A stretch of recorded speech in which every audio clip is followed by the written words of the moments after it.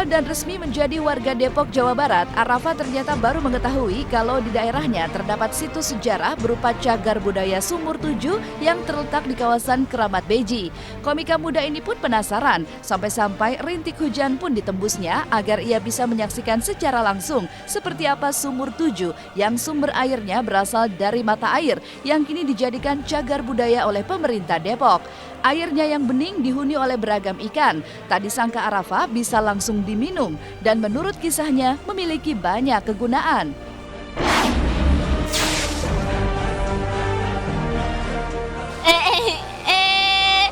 Sekarang hai pemirsa Selebrita Pagi. Sekarang gua lagi ada di daerah gua. Mau tahu di daerah mana? Daerah Depok. Dan sekarang gue lagi ada di, ya nggak kelihatan ya, di situs cagar budaya Sumur Tujuh. Wow, sekarang Depok tuh punya situs cagar budaya ya. Semoga situs cagar budaya ini bisa dimaksimalin sama pemerintah, ya kan? Pemerintah ngeliat nih, pemerintah Depok khususnya ya. Semoga aja biar Depok tuh banyak wisatanya. Jadi warga Depok enggak wisata di kota lain kan. Wisatanya di kota sendiri. Yuk lihat. Jadi sumurnya ini bisa ngebedain kan sumur sama kolam. Kalau sumur airnya nggak berbau dan bisa diminum. Airnya nggak berasa, bisa diminum. Pakai gayung. Nih. Nih ya, gua minum nih. Ini airnya bening banget nih, sumurnya bening banget, beda sama yang di sebelah kiri kita. Dan di sini kata bapaknya juga suka dipakai buat mandi tengah malam. Nggak tahu lah kegunaannya apa, kayaknya pasti ada kegunaannya kalau mandi kan. Bisa buat diminum juga. Bisa buat diminum juga, airnya nggak berasa kayak air sumur lah. Bisa diminum dan airnya juga bagus. Dan ada ikannya juga ternyata. Dan dicek 6 bulan sekali. Kadar airnya gitu, hebat.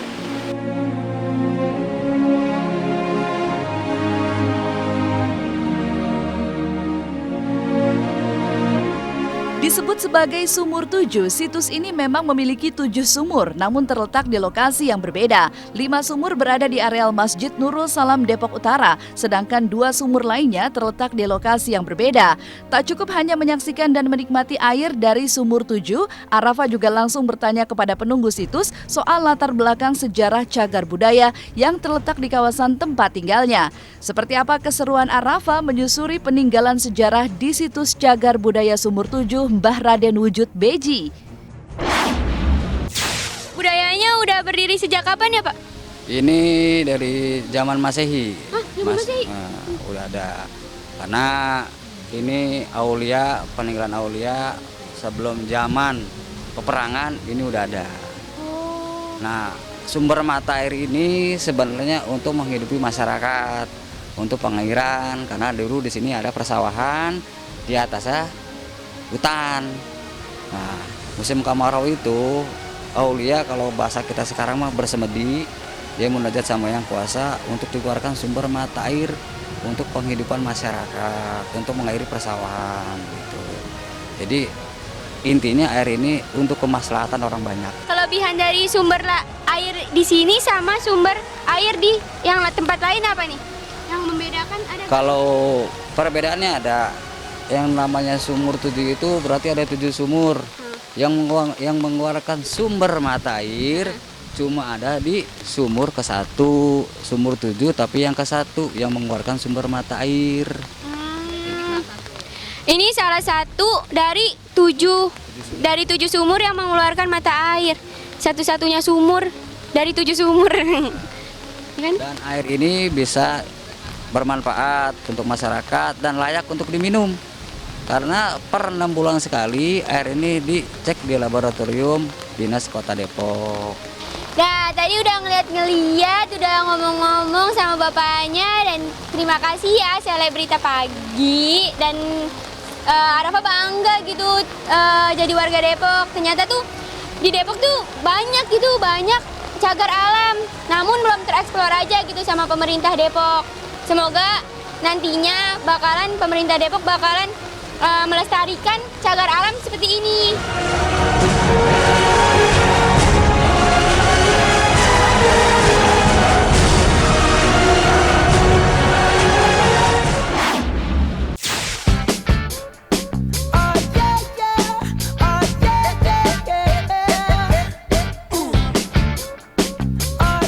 Kalau Arafah bangga bisa mendatangi situs sejarah di daerah Depok, Jawa Barat, maka Indra Birowo, Agus Kuncoro, Idoy, dan Dias Ardiawan begitu ceria ketika mereka menerima sebuah tantangan menarik di lokasi syuting, yakni mencoba memakan buah apel yang diletakkan dalam air yang berada di dalam toples.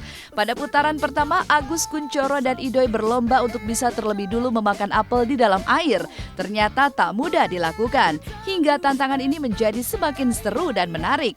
Siapa yang akhirnya bisa menggigit apel dan mengeluarkannya dari toples? Pemirsa, challenge kali ini adalah memakan sebuah apel di dalam sebuah toples, ya. Yang berisi air. Toplesnya berisi air dan kesulitannya adalah di mana mengambil apel tidak boleh pakai tangan, tapi menggunakan gigi atau lidah. Mari kita lihat bagaimana kalian mereka bersilat lidah. Mari kita langsung saksikan pertandingannya. Teman-teman saya ini akan mulai pertandingannya, ya. Siap? Aku siap? Idoy siap? Kubu kiri. Siap? Oke. 1. Palanya nih di rada rendangin ya? Enggak. 1, 2, 3. Coba Mbak Lonely mungkin bisa kasih tahu. Iya. Bagaimana? Sepertinya mulutnya memang tidak muat, ya.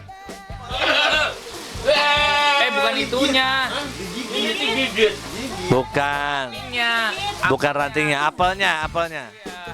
Tidak boleh rantingnya.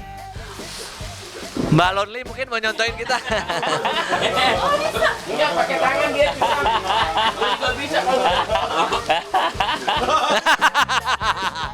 Ternyata bukan hanya otaknya yang tumpul, giginya juga tumpul, saudara-saudara.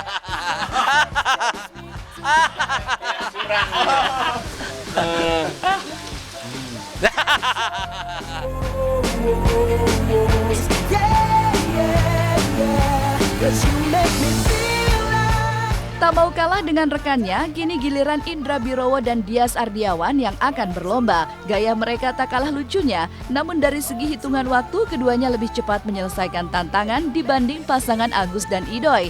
Seperti apa serunya tantangan Apple in Water Challenge di tengah break syuting para pemain sinetron ini? Bagaimana pula Dias membocorkan rahasia cara menggigit apel saat buah tersebut berada di air? 1, 2, 3, 4, go! Udah belum? 3, 2, 1.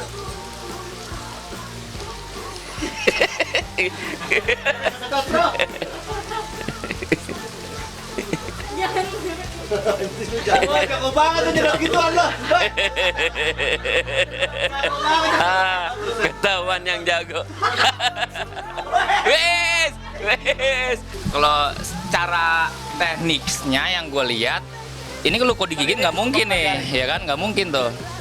Ya cara yang mungkin paling tepat ya yang gue lakuin tadi.